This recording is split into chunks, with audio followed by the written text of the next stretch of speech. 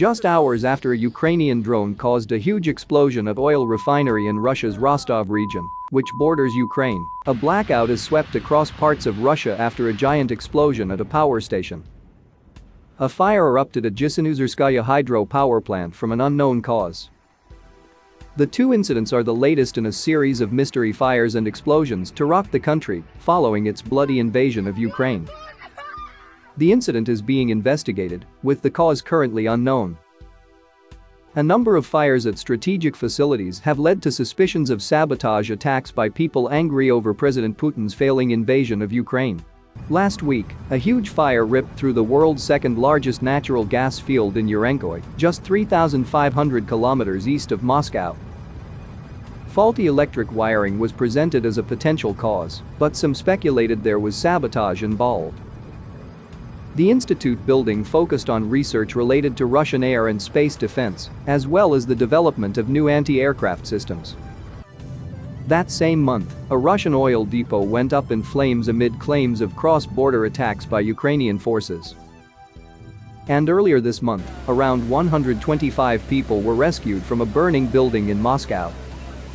Accidental fires are common in Russia, where hundreds of blazes are recorded each year due to aging and poor infrastructure and non-compliance with lax safety standards. But over the last year, some of the country's more mysterious fires have been directly linked to the war in Ukraine. A military enlistment office in the city of Nizhnovartovsk was struck with Molotov cocktails in May amid unrest. Protesters could be seen approaching the building and hurling their ammunition towards the doors and windows before fleeing the scene. The Kremlin is yet to offer an insight into the spike in explosions. But former Russian Duma member and anti-Putin activist Ilya Ponomarev launched a Telegram channel to inform audiences about these actions. He said, "It's happening everywhere, and that's why nobody can say that it's the work of Ukrainian intelligence or Ukrainian saboteurs.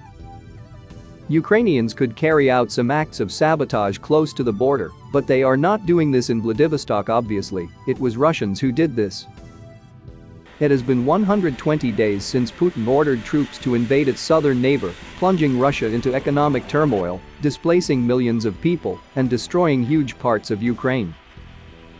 Moscow is still concentrating on the east after being forced to retreat from capital city Kyiv, following fierce resistance from Ukraine's forces.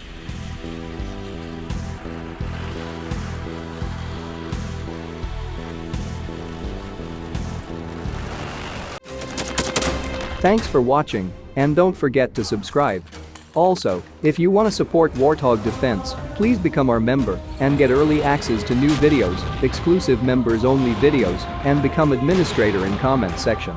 The membership link is in the description. Rescues every day. We had a guy last week, it's 6 rescues in 6 days. He's doing the job every day.